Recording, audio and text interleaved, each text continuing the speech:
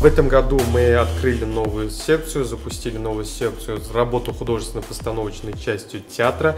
Эта секция очень актуальна и очень нужна в современном театре, потому что все театры этим сталкиваются по решению нашего руководства фестиваля. И увидев проблемы других театров, мы начали искать самых лучших педагогов. По итогам проведенных занятий мы поняли, что все специалисты, то есть наши коллеги других театров, очень заинтересованы в этом. И мы в дальнейшем будем продолжать работу над этим.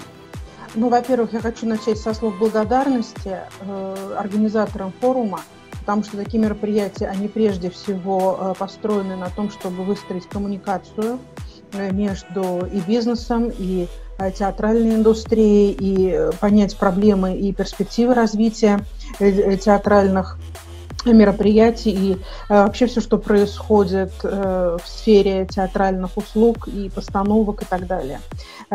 Отрадно отметить активность слушателей, и мне лично очень понравилось, что вот именно я про свой фидбэк буду рассказывать. После каждого занятия мы активно обсуждали темы и в Telegram, и в процессе непосредственной лекции. Это был очень удачный контент, когда после вот такого мастер-класса слушатели сразу задают вопрос, и мы кейсы тех или иных театров начинаем разбирать уже на конкретном примере. Ну, сегодня у нас был такой заключительный день, мы подводили итоги работы секции работы художественно-постановочной части театра, которая впервые проходила в рамках форума, и также была презентация программы профессиональной переподготовки художественных сцены, которую мы в школе-студии МХАТ подготовили специально для региональных театров, подготовили вместе с театром Камала. Эта программа позволит получать образование в дистанционной, очно-заочной форме. То есть мне кажется, что на сегодняшний день, когда нехватка специалистов в региональных театрах, очень большая нехватка, вот эта возможность, по сути, уникальная. Мы понимаем все сложности, связанные с подготовкой специалистов в регионах, и поэтому вот идем на такой шаг. Очень надеемся, что программа состоится. Мы целый год над ней работали вместе с Ильфиром Ильшатовичем Якуповым, с Ильназом.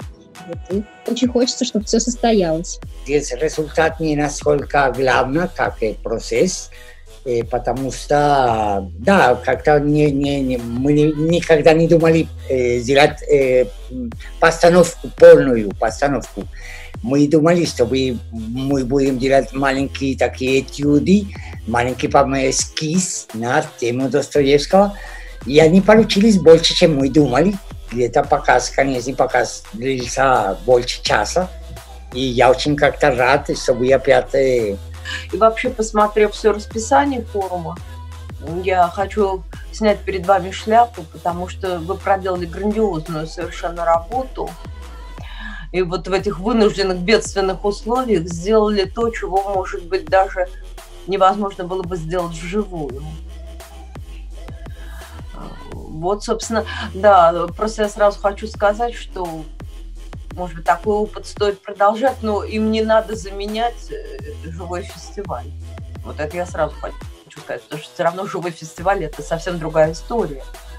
Но в таких вот виртуальных условиях Наурус прошел, по-моему, ну, он еще не прошел, но прошел, ну, просто блестяще. Немного это другой формат, но все-таки...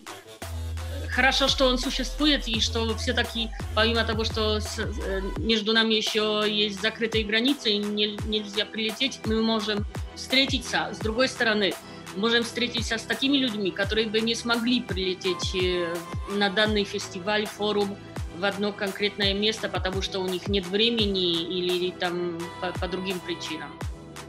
Особенно порадовала нарастающая активность участников. То есть если сначала это были какие-то разовые штучные вопросы, которые так, робкие попытки разобраться в том, что происходит, то к последнему дню, вот сегодня, например, я не успел всем ответить на почту. И, скорее всего, не успею ответить ни сегодня, ни завтра, и даже послезавтра, потому что пришло очень много писем, очень много вопросов, дополнительных уточнений.